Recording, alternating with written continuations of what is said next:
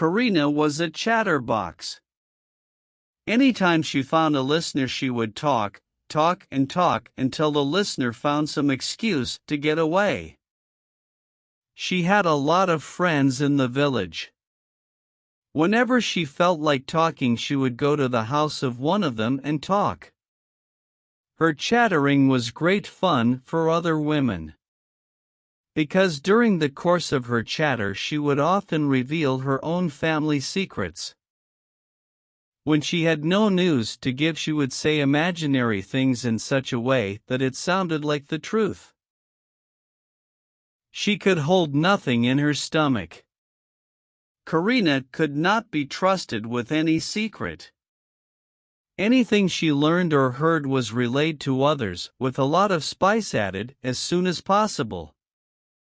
Some people were very annoyed with her gossiping habit of Karina. The person most unhappy with chattering of Karina was her husband Andre. He advised her 100 times to keep her mouth shut and not to reveal to others their own family matters. But Karina never paid heed to the advice. Whenever Karina got too busy gossiping, she would get late in cooking meals. Andre would have to eat late at night. Many times she often forgot important work. When Andre returned home, he would rebuke her. Karina could do nothing. For her, gossiping was like an addiction, a good time passed. One day, Andre was plowing his field. He plowed hit something metallic in the ground. He got alerted. Upon removing the soil with his hands, he realized that something made of metal was there. He marked the place. He worked in the field rest of the day. He didn't want someone to see him digging in daylight. When the evening came and it became dark, he dug up the marked place. Andre had found a treasure. There was a metal container filled with diamonds, pearls, gold ornaments, and other gems. The container itself was made of gold. Andre was stunned with joy. As he prepared to take the treasure home, he suddenly remembered his chattering wife. It was certain that she would tell everyone about the treasure. The whole town would know about it in no time, and the king would take away the treasure. Andre was puzzled about how to keep the treasure safe from his wife's chattering. At last, he buried the treasure in a nearby forest. He had thought of a plan. He reached home and told Karina that he wanted to eat pancakes. Andre asked her to prepare some. Karina asked, "Is there any reason?" "There may be great news, we'll tell you later," Andre said mysteriously. The hint about the great news excited Karina. She was dying to know about it. So, she began preparing pancakes immediately and Andre started eating. While eating, he kept putting pancakes in a bag that he had kept beside him. Karina was surprised at her husband eating so many pancakes.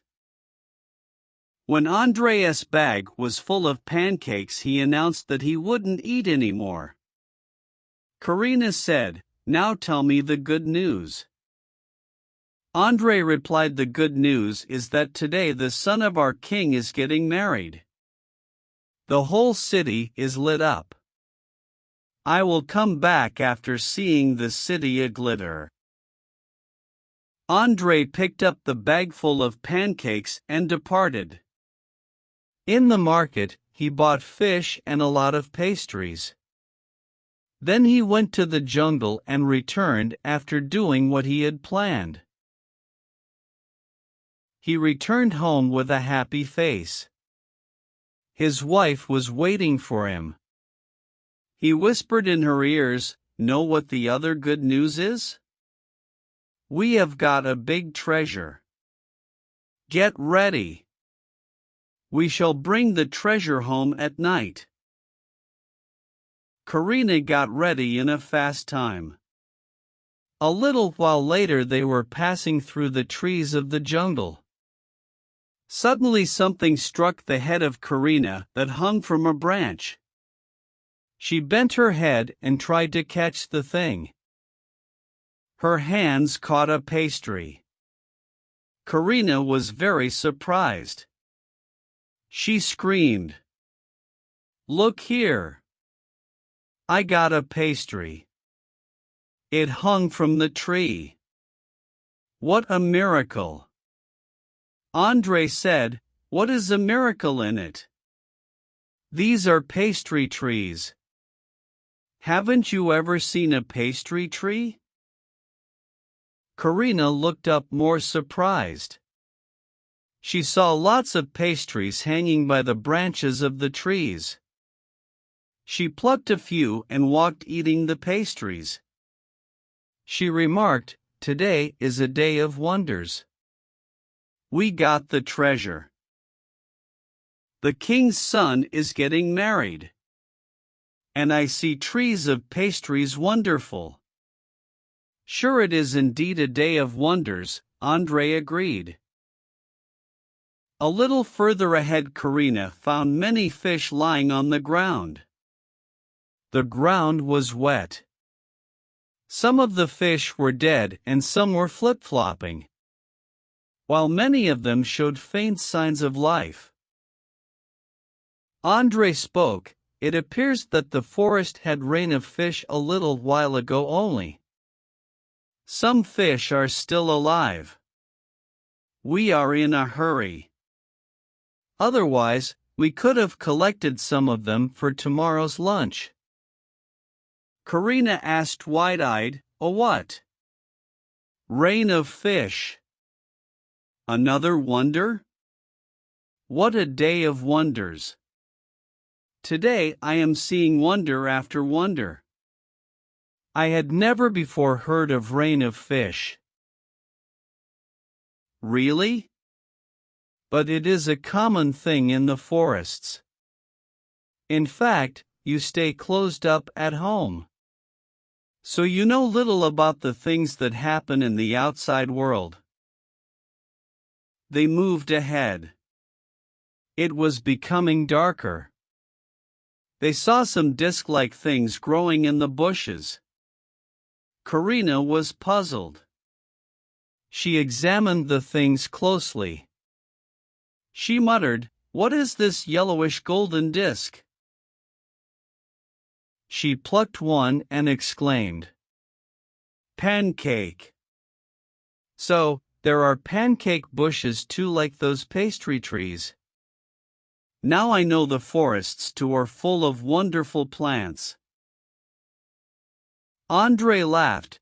"You have learned a lot about the forests in a single evening.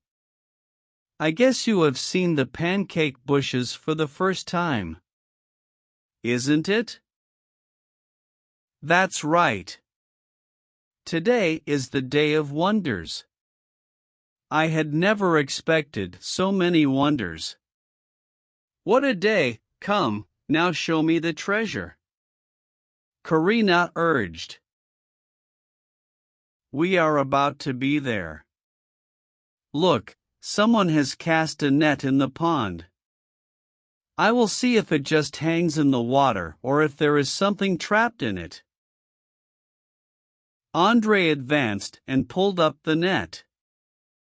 Another wonder waited for Karina. She squealed, "A rabbit." "How come? Do rabbits live in water in the forests? Why not? The pond is full of rabbits. The treasure is also here." "We shall dig it out," Andre announced and stopped. He dug up a spot and brought out the golden chest.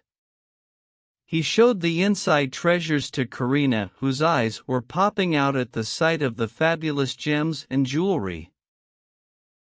Andrei filled up the hollow and wrapped the chest in his blanket. Then they returned to their home. By the time they reached home, they were very tired. They decided to think about what to do with the treasure the next day and went to sleep. Andrei saw bad dreams about his treasure. He woke up worried to death. He took a sigh of relief when he saw the treasure pot safe. The morning was still a couple of hours away. Andrei got up quietly and went out with the pot without making any sound. He hid it at a safe hiding place he had thought of. Then he came back and slept. The morning had progressed a few hours into the day. Andrei was still sleeping. A great noise of voices woke him up. He got up and found a crowd outside his house. He learned that the people had come to see his treasure.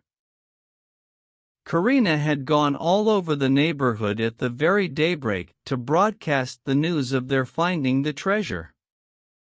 The people had come to see the treasure and to congratulate him. Andrei announced, "It appears that my stupid wife has seen some dream. She has taken her dream to be a reality. I found no treasure, friends." The people went back greatly disappointed.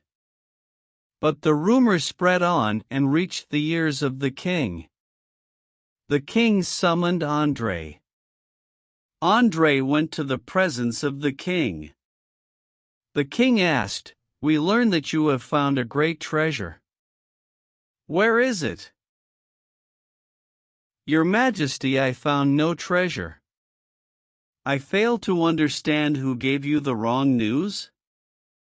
Andrei sounded bewildered. "There has got to be something. I have been told that your wife herself informed the people about it," the king said. "Please forgive us, sir. My wife is a chatterbox. She says all kinds of nonsense. Please don't believe her." "No, I would like to hear her myself," the king insisted. He ordered Andrei to bring his wife to court the next day. Karina came to the court happily and very excitedly. The king questioned, "We hear that you too have found a fabulous treasure." "Yes, my lord." "That is right. We found that treasure a couple of days ago," Karina chirped like an excited bird. The king asked, "Where did you find that treasure? I want to hear it in detail." Karina said in a very confident voice, "Lord, that was the day of wonders. The day before yesterday, the day your son, the prince, got married. My husband had gone to see the city a-glitter." The king fell silent. He revealed, "Woman, I have no son of marriageable age. The prince is just 4 years old. Try to remember correctly and speak carefully." Karina insisted, "Lord, we went to get the treasure on the day of wonders when for the first time I saw pastry trees. I even ate several pastries." The king looked sharply at Karina. "Pastry trees?" "Yes, Lord. And there was a rain of fish in the forest. It was near the pond, which is full of rabbits, and—" The king screamed, "This is a mad woman. Take her away." The soldiers tried to drag her off. Karina was saying loudly, "I tell the truth. We found a golden chest of treasure. It was the day of wonders. I also saw bushels of pancakes." The soldiers dragged her away. Andrei said to the king, "Your Majesty, I had requested you not to believe in what my wife says. The king let Andrei go. He sent 2 of his soldiers to Andrei's house the next day. They asked Karina, "Tell us, where did you bury the treasure?" Karina went to the corner where they had kept the pot the previous night. There was no pot. She looked around but failed to locate it. The soldiers returned to the king. Andrei had saved his treasure through clever thinking. They lived happily ever after. Karina too gave up her habit of gossiping and senseless chattering.